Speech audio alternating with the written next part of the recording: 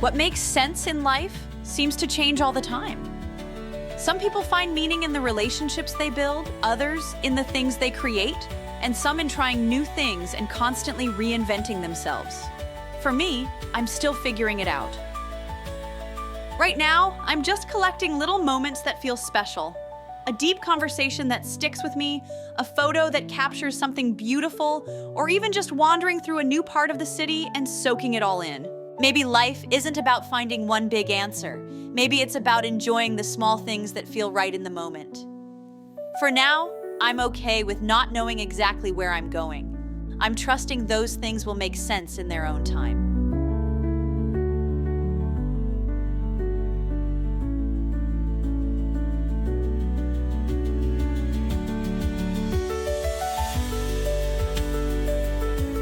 QR codes are so time saver. Scanning to open the door is such a smart and modern solution.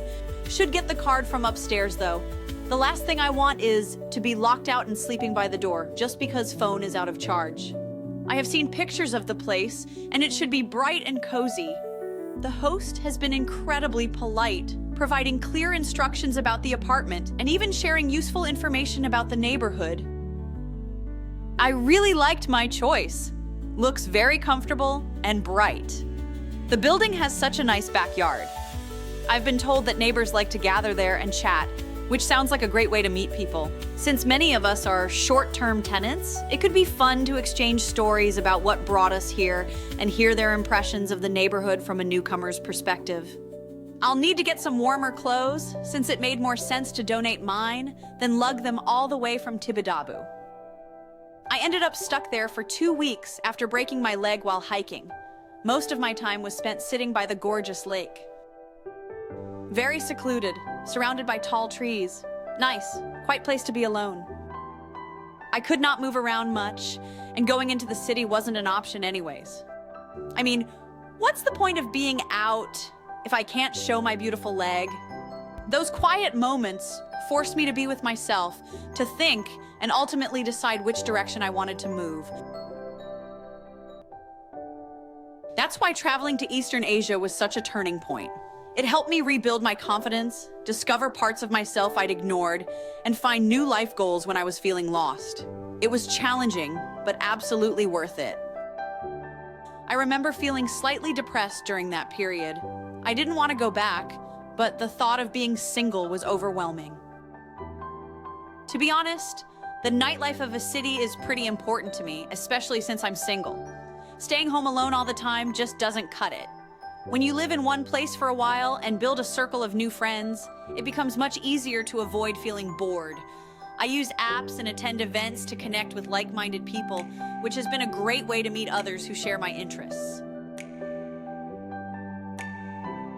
Usually, I get approached often, so meeting new people isn't an issue.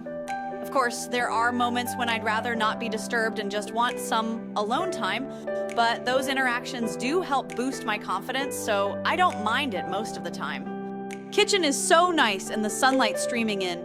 Perfect lighting for food pics. I'm already picturing the artsy shot of a salad, which I'm actually not going to eat. Kidding. I do eat healthy, but I've noticed how much importance is placed on how colorful and appealing food looks. One of those unwritten social media rules. I actually thought about marketing as a possible career direction.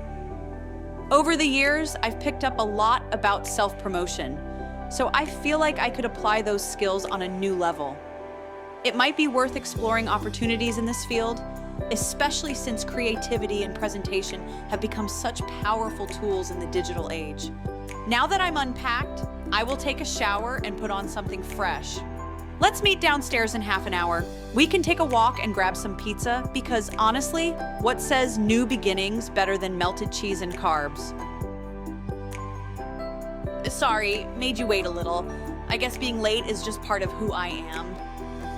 Now, let's see how they serve coffee here in Philadelphia.